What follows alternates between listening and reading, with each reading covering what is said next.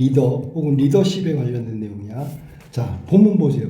리더는 목표 달성을 위해 구성원들을 이끌고 그들에게 영향력을 미치는 조직의 핵심 인물이다.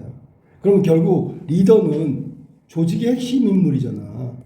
어떤 면에서? 조직원들을 이끄는 거잖아. 그리고 조직원들에게 영향을 미치는 거잖아. 그러니까 중요하죠. 오래전부터 리더로서의 능력을 나타내는 리더십은 여기서 말하고자 하는 거야. 리더십.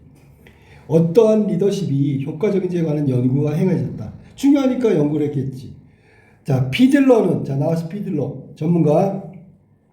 리더를 업무의 목표를 달성을 중시하는 업무 지향적 스타일을 가진 리더하고 구성원의 관계, 소통을 중시하는 관계 지향적 스타일 리더로 구분하여서 둘로 나눈 거야. 이 사람은 그러니까 일 잘하는 사람과 이 구성원들을 잘 뭉치게 하는, 영향을 미치는, 이래서 두 가지로 구분한 거예요. 그리고 리더가 자신의 집단에 영향을 미칠 수 있는 정도를 나타내는 상황의 호의성이 리더와 구성원들의 관계, 자, 이런 것들이 중요하고요. 업무 구조, 리더의 권한, 이 세 가지 변수에 의해서 이게 잘 영향을 미치는구나. 예를 들면 리더와 구성원의 관계가 친밀해. 영향을 빨리빨리 주고받아. 그러면 영향을 미치겠지. 업무 구조. 예를 들어 리더가 시키고 감시하고 관리하고 이게 아주 쉬워. 그러면 리더 역할이 더 발휘되겠지. 세 번째, 리더의 권한. 리더가 권한을 많이 갖고 있어. 그러면 구성원들이 리더의 눈치를 보겠지. 그러니까 잘 되겠지. 이렇게 해서 호의성, 상황의 호의성, 이게 잘 되는, 호의성이라는 게 잘 된다는 얘기야. 이 세 가지를 가지고 변수, 즉 영향을 미친다라고 얘기한 거야. 즉 리더와 구성원들이 서로 믿고 존중하는 관계, 업무가 명확하게 구조화됐을 경우 채용 승진에 관한 리더의 공식적 권한이 클수록, 다 비례관계야 여기는. 지금 다시 설명해 줬죠, 그죠? 1, 2, 3이 어떤 건지 구체적으로 이런 것들이 갖춰지면 호의성이 높고, 반대면 호의성이 낮겠지 당연히. 그는 상황의 호의성에 따라서 적합한 리더십의 종류가 다르다고 보았는데, 상황의 호의성이 낮거나 매우 높을 때 업무 지향적 리더가 중간 정도일 때가 관계 지향적 정도가 더 좋은 성과를 낸다. 그러니까 여기서 보면 업무를 잘하는 사람의 리더는 호의성은 낮아. 관계는 낮아. 공식적 관계지. 그 다음에 매우 높을 때, 아주 친밀한 관계일 때, 이때 업무의 효율성이 늘어난다고. 중간 정도일 때가 관계 지향성이 좋은 것 같아.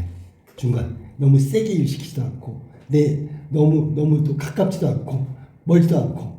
근데 업무 지향적 리더는 아주 가깝거나, 아주 멀거나, 그럼 아주 가까우면 정말 인간적으로 시키는 거고, 아주 멀면 정말 공식적으로 냉철하게 시키는 거지. 그랬을 때 업무 지향적 리더가 호의성 상황이 낮거나 높을 때 발휘되고, 중간 정도일 때가 관계 지향성, 리더십이 발휘된다. 리더십은 능력이 아니라 적합성이다라는 말에서 리더십에 대한 그의 관점이 피들러의 관점이 나타난다. 그래서 여기 지금 피들러가 생각했을 때의 리더 혹은 리더십이 잘 이루어지는 거, 그 다음에 관계가 능력이 아니라 적합성이다. 누가 적합한가? 자, 여기 피들러 얘기를 하면서 리더십 첫 번째 이론이 나왔고, 하지만 리더의 스타일이 고정된 것을 인식한다는 점에서 비판이 제기되고, 자, 그러면 뭐야? 리더의 스타일이 고정적으로 인식된다는 거. 요게 한계야, 비판이야. 그래서 허쉬와 블렌차드는 구성원의 성숙도에 따라, 그럼 기준을 좀 알아둬야 되겠네. 우리 읽으면서 이걸 따져봐야 돼. 상황의 호의성, 이게 피들러의 기준이라고.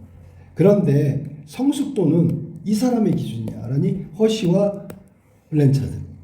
리더가 리더십 스타일을 바꿔야 한다는 내용이 바로 상황적 리더십 이론을 제시했어.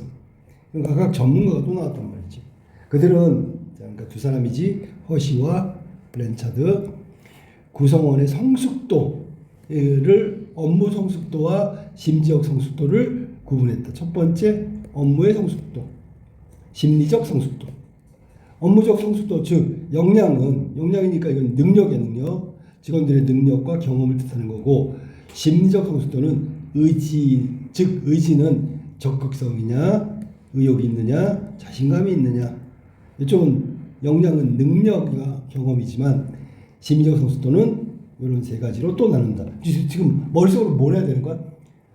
피들러, 허쉬와 브랜차드 이렇게 사람으로 구분하고, 그 다음에 피들러는 상황의 호의성, 그래서 두 가지 관계 혹은 업무, 리더십, 리더. 그다음에 여기 지금 허쉬와 브랜차드는 두 가지 성숙도, 능력하고 그 다음에 의지. 이렇게 머릿속으로 구조적으로 우리가 생각하면서 읽어야 되는 거야. 모두 포괄하는 것으로 책임을 받아들일 수 있는 마음 상태가 바로 의지다. 그들은 리더가 구성원에게 구체적인 지시를 내리고 감독하는 과업 행동, 자 이건 과업은 숙제야.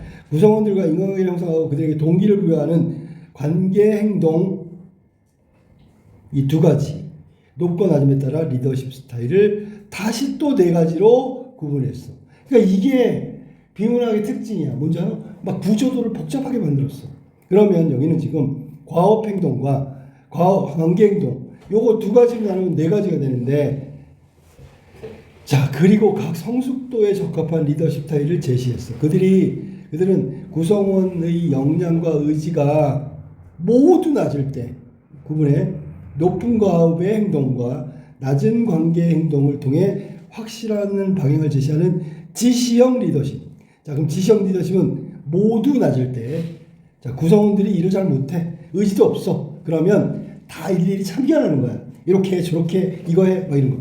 그런데 의지만 높을 때, 이거 맞지? 둘 다 낮을 때 의지가 높을 때 과업 행동과 관계 행동이 모두 높게 하여 인간적 관계를 형성하면서 명확한 지시를 내리는 코치형 리더십. 요거는 가르치면서 하는 거야.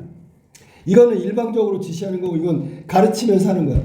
그 다음에 역량만 높을 때, 낮은 과업 행동, 능력은 있는데 별로 잘 안 해. 이럴 때는 구성원의 동기를 부여하는 지원형 리더십, 동기부여. 왜냐면 동기만 부여해주면 얘들이 가서 하려는 의지가 생기고, 그 다음에 높은 관계 행동을 통해서 지시를 적게 하는 대신에 동기부여로 일을 처리하게 하는 지원형 리더십. 자, 1번, 2번, 3번을 구분해야 돼. 역량과 의지가 모두 높을 때, 이때는 과학과 행동의 관계를 모두 낮게 하여 리더가 특별한 행동을 하지 않고 구성원에게 책임과 권한을 넘기고 자율성을 부여하는 위임형 리더십. 자, 일을 하려고 하고 잘해. 그러면 야 네가 알아서 해.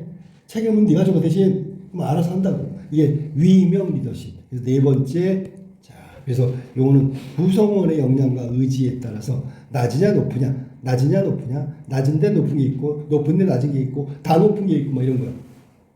자 유연성이 뭐야? 원래 이게 바람이 불면 갈대가 흔들리잖아. 이게 유연한 거야. 바람 부는 대로. 자 성공적인 리더십의 상징이다라고 허쉬의 말처럼 상황적 리더십 이론은 바로 리더가 유연해야 된다. 유연하다는 얘기는 상황에 따라서 1부터 4까지 적절하게 리더십을 발휘하는 거다.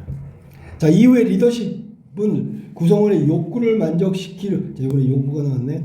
구성원을 만족시키는 것 이론이 등장했는데 이게 번스란 말이야. 기존의 이론들과 뭐지? 피들러하고 허쉬 그 사람들의 이론, 위에서 말하는 상황적 리더십 이런 것들과 이것이 리더와 구성원 간의 관계를 타산적 이해관계, 계산, 일종의 거래로 보고 리더십을 거래적 리더십으로만 인식했다고 비판했어. 그러니까 얘네들은 일종의 일을 시키고 일을 하고 제재를 받고 제재를 주고 이런 관계. 일을 시켰는데 안 해. 그럼 너 잘라. 이게 이해타산적인 이해관계야. 그런 거라고 번스는 지금 양쪽 두 가지를 다 비판한 거야. 번스에 따르면 거래적 리더십은 구성원에 대한 보상과 처벌을 명확히 하는 데만 중점을 둔다고. 거래적 리더십이 지닌 리더는 구성원이 목표 달성을 하거나 기준이 만족할 경우 당연히 보상해주고, 규율을 위반할 경우 조치를 취하는, 즉 일탈 행동을 하지 못하도록 감시, 잘하면 상 주고 못하면 벌 줘. 그 다음에 이게 타산적 이해관계야. 또한 업무 역할과 요구사항을 명확히 전달하고 안정적인 것을 지향한다. 번스는 이러한 리더십을 비판하면서 리더가 구성원의 창의적이고 창의성을 자극하고 책임을 분권화를 지향하는 변혁적 리더십을 가져야 된다고 이야기하고 있다. 그러니까 여기서는 구성원의 창의성을 자극하고 뭔가 새로운 아이디어를 만들어내라. 네가 자극만 하는 거야. 책임의 분권화. 너도 책임이 있고 나도 책임이 있고 그 프로젝트 사안에 대해서는 네가 다 했으니까 네가 책임지고 나는 같이 했으니까 같이 책임지고 내가 지시했으니까 내가 책임지고 이런 거예요. 그에 따르면 번스에 따르면 변혁적 리더십을 가진 리더는 구성원과 공동의 목표를 추구하고 함께 가는 거야. 멘토로서 영감을 불러 일으키고 영감을 주는 게 아니라 영감을 불러 일으키게 만드는 아까 창의적 자극이지. 개인적 관심과 조언을 제공해. 너무 이해타산적이고 형식적인 관계가 아니라 친밀 관계로 구성원에게 동기와 가치관의 변화를 일으킨다. 자, 번씨는 리더 또한 구성원으로 인해 동기가 높아지고 자기 발전이네, 그지? 변할 수 있다고 강조해서 리더와 구성원 모두가 서로에게 영향을 주는 상호 변화적 관계. 둘 다 변하는 거야. 좋은 쪽으로. 그 다음에 바스는 번스와 달리, 자, 이번에는 버스가 아니라 바스야. 바스. 변혁적 리더십과 거래적 리더십은 번스고, 거래적 리더십은 위에 피들라고 이렇게 허시 그 사람들이야. 배타적인 것이 아니고, 배타적이라는 게 뭐야? 따로따로 있는 게 아니라고, 별개가 아니라고. 둘은 적절히 조합함으로써 성과를 효과적으로 달성할 수 있어. 그러니까 서로 배타적으로 무시하면 안 된다. 각각 있는 게 아니라 합쳐져 있다. 이러한 흐름 속에서 마무리 구성원들에 대한 동기부여 리더십의 핵심 요소로 자리 잡게 되었다. 로크는 뚜렷하고도 도전적인 목표가 있어야 의도적인 노력을 기울일 거고 목표가 특정적이고 어려울수록 성과가 높아진다. 이 특정적이라는 게 뭐야? 딱 정해진 목표. 그것만 하면 되니까, 그지? 또한 목표를 개별적으로 제시하는 것보다 공개적으로 제시했을 때 더 효과적이고요. 대시와 라이언은 사람이 너무 많이 나오지, 그지? 자기결정 이론을 통해 로크코드 기억해도 사람들은 누군가 통제를 받고 싶어 하지 않으므로 여기서 자기결정권 누굴까? 구성원이 되겠지. 행동을 스스로 결정한다. 구성원. 통제할 수 있다고 느낄 때 비로소 내적 동기가 보여야 된다. 그러니까 구성원이 딴 거 하는 게 아니야. 이건 내가 스스로 할 수 있어. 내가 혼자 다 해낼 거야. 해낼 수 있어. 그러면 한단 말이야. 따라서 물적 보상은 내적 동기를 오히려 감소시키고 확실한 목표를 제시하고 칭찬, 의사결정, 참여, 자율권 부여 같은 것을 내적 동기가 증가시킨다. 이거 확실한 목표를 제시해주면 그걸 빨리빨리 할 거고 칭찬, 의사결정에 참여시키는 거야. 이거야. 주인공을 만드는 거지. 스스로 자율권을 부여하는 거. 이게 지금 나와 있는 자기결정 이론이란 말이야. 이거는 너무 당연한 거야. 대시와 라이언. 내적 동기를 증가시킬 수 있다. 이러한 이론들은 리더가 구성원들에게 어떠한 방식으로 동기를 부여할 건가 지침을 제공했다라는 점에서 의의가 있다.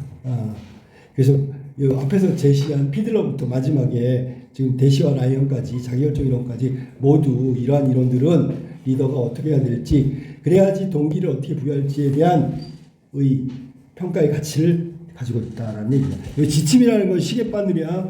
방향을 가리킨다고. 자, 이런 식으로 해야 된다고 가리키고 있는 거다. 자, 그러면 윗글의 내용과 일치하는 거 그냥 본문 한번 보지. 1번 윗글의 내용과 일치하는 거. 피들러는 업무의 구조화가 명확할수록 상황의 호의성이 낮아진다. 업무의 구조화 명확하게 구조화될 때 그러면 상황의 호의성은 높아져야 되겠지. 알았어? 구조화가 명확하게 된다는 얘기는 업무 지시가 구조적으로 체계화됐다는 얘기야. 체계화될수면 될수록 상황의 호의성, 즉 리더십을 발휘할 수 있다는 얘기지. 낮다가 아니라 높다. 2번 로크는 방금 나왔어. 조직의 목표에 대한 공개적 제시가 구성원들의 동기부여에 긍정적 영향을 미쳐야지. 3번 버스가 아니라 바스다. 자율적인 거, 변혁적인 리더십이 거래적 리더십은 모두 활용한다 그랬지. 상호 배타적인 게 아니라 그랬지. 조합했을 때 더 큰 시너지를 발생시킨다고 얘기했잖아. 자, 그다음 허시와 블렌차드 두 번째 거야. 구성원의 역량과 의지가 모두 높을 때 리더가 이에 호응하여 업무를 명확하게 지시해야 한다. 아니 일을 열심히 잘하고 뭘 할 줄 아는데 왜 거기에 참견을 해? 그냥 놔둬야 되는 거지. 그럴 때 하는 게 뭐라고? 자율성이지. 자율성을 강조한 게 허쉬와 블렌차드니까 또 이것도 틀렸죠. 명확하게 지시하는 게 아니에요. 그 다음에 번스는 변혁적 리더십을 가진 리더는 구성원의 동기와 가치관을 변화시키면서도 자신은 구성원의 영향을 받지 않는다고 보았다. 이건 구성원하고 동기가 같이 높아지고 변화한다고 그랬으니까 이 부분이 틀린 거죠. 정답은 3번이 정답이다. 2번 갈게. 문맥을 고려하여 기억과 니은의 의미를 이해한 내용이다. 가장 적절한 거. 기억은 적합성, 능력이 아니라 적합한 상황의 호의성에 적합한 게 리더다. 니은은 유연성, 그때그때 네 가지 유형에 맞게 행동해야 되는 게 변화해야 된다는 거지, 그치? 고정된 게 아니라는 거지. 자, 1번. 기억과 니은은 모두 리더로서 성공하기 위한 자질을 타고나. 기억은 아니잖아. 이거는 능력이란 말이야, 능력. 이 자질이 바로 능력이라고. 능력이 아니라 적합성이라고 봤잖아, 그치? 알았니? 둘 다 강조한 게 아니죠. 니은도 아니죠. 타고난 게 아니잖아. 유연성이 뭐야? 야, 능력이 타고났다라는 게 어떠한 아까 나온 대로 하면 유연성이라는 게 그 네 가지 종류에 딱 맞게 그 상황에 맞게 변하는 거잖아. 그거는 타고나는 게 아니지. 그 상황에 맞춰서 적절하게 변화하는 거니까 기억도 니은도 모두 다 틀렸어. 알았니? 다음에 2번. 기억과 니은 모두 리더가 업무 능력을 갖추는 것보다 구성원의 성향을 고려하여 긍정적인 관계를 형성하는 것이 중요함을 나타낸다. 이 긍정적인 관계가 중요한 건 맞겠는데 기억 봐봐. 자, 기억 같은 경우 피들러 같은 경우 자, 기억과 니은 모두 기억만이겠지. 기억만. 알았니? 능력을 갖추는 것보다 기억만. 리더십은 긍정적인 관계를 유지하는 상황의 호의성에 관련된 것을 이야기하는 거야. 기억만이다. 그지? 자, 그 다음에 기억은 리더가 구성원을 명확하고 구체적으로 지시를 내려야 함을, 니은은 리더가 구성원의 자율성과 창의성을 최대한 보장해야 한다는 걸 드러낸다. 비들러가 본 상황은 리더십은 리더가 명확하게 지시한다는 얘기는 없어. 지시하는 건 아니야. 상황의 호의성이라는 건 어떤 상황이 됐을 때 리더십을 발휘하는 거지, 여기서 지시를 내려야 한다라는 구체적인 리더십의 행동을 얘기한 게 아니야. 알았어? 무슨 말이지? 그러니까 이게 좀 지시를 내려야 된다 이 말은 틀린 거죠. 그 다음에 허쉬와 블렌차드는 구성원의 자율성, 창의성 최대한 보장해라 그런 뜻이 아니고, 여기서 중요한 건 구성원의 성숙도가 어떠냐에 따라 달라진다는 거야. 성숙도가 높으냐 낮으냐에 따라서 네 가지 중에 하나를 선택해서 유연하게 대처하라는 뜻이야. 이게 무슨 최대한 보장을 한 뜻이 아니고. 이거는 뭐냐면 보장한다는 얘기는 구성원들이 그렇게 되게 만드는 거잖아. 그게 아니라 그렇게 됐어. 그러면 그때 내가 달라지는 걸 말하는 거야. 자, 4번. 기억은 상황의 특성에 따라 그에 맞는 리더십을 가질 필요가 있고요. 상황의 호의성에 따라. 니은은 상황의 변화에 따라. 상황이 변하면 거기에 맞게 적절하게 바꿔야 함을 말한다. 정답은 4번이 맞았네. 맞죠? 5번. 기억은 리더가 권력이 클수록 리더십 발휘가 효과적으로 커질 수 있음을 이야기했죠. 업무 구조가 체계화된다는 게 권한을 많이 갖고 있으면 딱 일방적으로 지시하는, 위에서 아래로 딱 지시하는 구조니까 리더십 효과가 커지지요. 니은은 리더가 구성원에게 동기부여를 많이 할수록 리더십의 동기부여는 자율성이지, 그지? 자극하는 거지. 자, 여기는 허쉬와 블렌차드는 동기부여를 많이 하면은 커지는 게 아니라 구성원의 성숙도에 적합한 스타일로 네 가지 중에 하나로 그 유연성을 가져야지만 리더십의 효과를 발휘할 수 있다, 그런 얘기야. 그러니까 이것도 동기부여를 많이 할수록이 아니다. 리더십의 효과는 상황에 맞게 유연한 태도를 가져야 된다는 얘기죠. 정답은 4번이 정답이다. 자, 그 다음에 3번으로 볼까? 3번. 이건 뭐 틀리면 안 되는 건데, 윗글을 바탕으로 거기에 갑이 그린 그래프, 갑.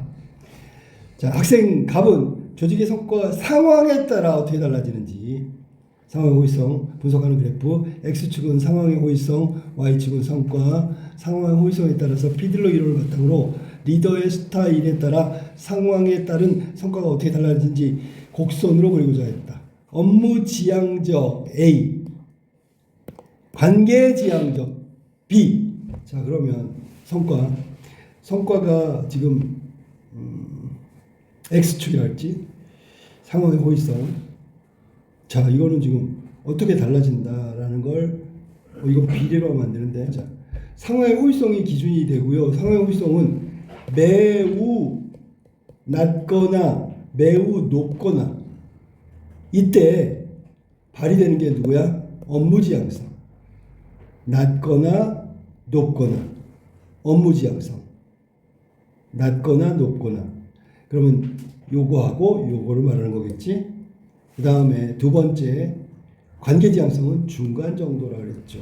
그래서 성과가 제일 높게 나타나는 게 중간이 돼야 돼. 중간 어디 있어? 근데 이거 바뀌었네 얘는, 그지? 정답은 3번이지, 그지? 자, 여기 지금 앞부분 두 개는 자, 상황의 호의성이 매우 낮거나 높은 상태. 그다음에 여기 중간이 되겠지. 중간의 경우는 관계 지향성 리더가 성과를 발휘한다. 됐니? 4번으로 갈게. 이걸 바탕으로 보기를 위한 내용이다. 적절하지 않은 것은 갑이 경영하고 있는 기업 K는 얼마 전 회사에 오랫동안 근무하던 구성원들이 대거 퇴직하면서 대부분의 입사한 지 오래되지 않은 이들로 구성됐어. 그러면 얘네들은 업무가 어때? 매우 적극적이지만 업무가 숙달되지 않은 상태. 됐죠? 자, 그래서 한편 갑이 경영하다 을의 경영하고 있는 기업 P는 갑이고 을이야. P는 K고 구성원들이 매우 많지만, 자, 숙달된 구성원이 매우 많지만 전반적으로 자신감이 부족하고 근로의욕이 저하된 상태. 갑은 각 구성원에게 해야 될 업무 성과에 따른 보상과 처벌을 명확히 정하여 제시했고, 을은 기업이 추구하는 목표를 제시하고 구성원들에게 회사의 의사결정에 적극적으로 참여할 수 있게 했대. 이게 동기부여 자극하는 바가 나왔었잖아. 그리고 목표를 달성한 구성원들의 추가 수당이라는 보상도 줬고요. 그 다음에 기업 K의 구성원들 대부분 목표를 달성하지 못하고 P의 구성원들 대부분 목표를 달성했네요. 그러면 여기 나와 있는 을기업 요거의 얘기고 갑기업은 여기까지다. 됐지? 어디 갔어? 여기까지. 이건 갑과 을이야. 그러면 갑이 했던 리더십과 을이 했던 리더십은 다르지, 그지? 업무의 성과에 따른 보상과 처벌, 이에 타산적으로 리더와 구성원의 관계가 성립되어 있다는 거야. 그 다음에 여기는 기업이 추구하는 목표, 동기부여하고요. 야, 여기다 이런 권한까지 줬어. 이건 보상이라는 금전적인 거 말고 동기부여를 한 거야. 근데 게다가 추가 수당까지 줬네? 그럼 동기를 물질적인 것도 주고, 뭐 이렇게 회사 경영에 참여해서 내가 막 권한이 있는 것처럼 심적인 어떤 보상도 한 거야. 두 가지 다 한 거지. 적절하지 않은 것. 허시와 블렌차드는 갑이 구성원들의 인간관계를 형성하면서 명확한 지시를 내려야 한다고 보겠군. 허시와 블렌차드. 자, 갑은 여기 지금 보면 기술 숙련도가 매우 떨어져. 적극적이야. 이렇게 돼 있지, 그지? 그러면 허시와 블렌차드는 뭐라 그래? 의지만 놓고 그러면 안 되니까 여기서는 가르치면서 명확한 지시를 내리면서 인간관계를 형성하면서 친밀감 그렇게 하면서 끌고 가야 된다. 갑은. 이해됐죠? 무슨 얘기지? 이렇게 딱딱하게 보상과 처벌을 하면 숙달 안 된 사람들은 오히려 부담감이 너무 크다. 틀릴까봐. 나 보상받아야지 이거보다 숙련이 안 됐으니까. 오히려 리더십이 잘못된 리더십이지. 그 다음에 로크는 을이 구성원들의 동기를 자극하기 위해서 현재보다 더 어려운 목표를 제시해야 된다고 생각한다. 자, 뚜렷하게 목표를 정하는 게 로크지, 그지? 을에서는 자신감이 부족하니까 해결책이 뚜렷한 목표, 어려운 목표 이런 것들을 제시하는 게 필요하다. 그래야지 구성원들이 동기에 자극을 받는다 그런 얘기. 이것도 맞았어. 3번 대시와 라이언 맨 마지막 기업 P 구성원들이 목표 달성한 이유를 을이 구성원에게 제공한 보상 때문이라고 여기는데 보상이 아니라 내적 동기에 충실해야지 의사결정에 참여한다. 그러면 여기는 을이 구성원에 제공한 보상 때문이라고 하면 안 되겠지. 기업 P의 구성원들이 목표 달성한 이유를 P가 달성하지 못한 미안해 이거구나. 대부분 쉽게 달성했다. 제공한 보상 때문이라고 생각하면 안 된다. 여기서는 뭐라 그래야 돼? 이율은 추가 수당이라는 보상이 작용했기 때문에 그렇다고. 알았어? 그리고라는 말이 나왔잖아. 목표를 달성한 구성원에게 추가 수당. 그래서 기업 P의 목표 달성한 이유는 제공한 보상 때문이라고 여기. 아이고 보상 때문이야. 맞았어. 그런데 대시와 라이언이 아니야. 대시와 라이언. 오히려 대시와 라이언은 추가 보상이라는 부분 요거지. 이거 하면 안 된다고 얘기한 거야. 알았어? 대시와 라이언 입장에서는 의사결정에 참여하는 거 이런 것까지 좋은데 이거는 내적 보상이 알았어? 그럼 대시와 라이언이 봤을 때는 추가 보상 이거는 별로 영향을 미치지 못하고요. 이것보다는 내적 보상이 필요하다. 내적 보상 때문이라고 얘기해야죠. 이해됐어? 무슨 말인지? 보상 때문이라고 여기겠군. 추가 수당이라는 보상 때문에 된 것은 아니고요. 내적 동기, 내적 보상 때문이라고 이야기해야 되겠죠. 그래서 여기는 지금 틀렸다. 그다음에 상황적 리더십의 이론에 따르면 을이 과업 행동보다 관계 행동을 많이 하는 것이 기업의 성과에 도출에 효과적이라고 얘기하고 있다. 이거 뭐야? 적극적 참여를 할 수 있게 기업이 목표를 제시하고 뭐 이런 같은 거. 그러면 여기서는 상황적 리더십 이론에 따르면 을이 과업 행동보다 관계 행동, 그러니까 막 업무를 지시하는 거 이런 거 말고 서로 친밀하는 거, 내 구성원에게 동기를 지원형 리더십을 발휘했다고 볼 수 있죠. 지원형이다. 기업이 목표를 제시하고 여기가 지원한 거야. 구체적으로. 그다음에 번수는 갑이 각 구성원이 수행해야 될 업무와 성과를 명확히 정하고 이를 바탕으로 보상과 처벌을 주려고 한 것을 거래적 리더십을 활용한 것이고 그래서 실패한 거라고 이야기하겠죠. 정확하게 짚었어요. K기업이 실패한 이유가 뭐라고? 너무 보상과 처벌이라는 이해적인 관계, 거래적 관계 거기에만 집중했기 때문에 너는 거래적 리더십을 너무 중시했어. 창의성을 꺾었어. 책임을 분권화시켜야 되는데 전부 다 직원들에게 구성원들에게 전가했어. 그러니까 그렇게 하면 안 돼. 책임도 나누고 창의성도 자극하는 변혁적 리더십.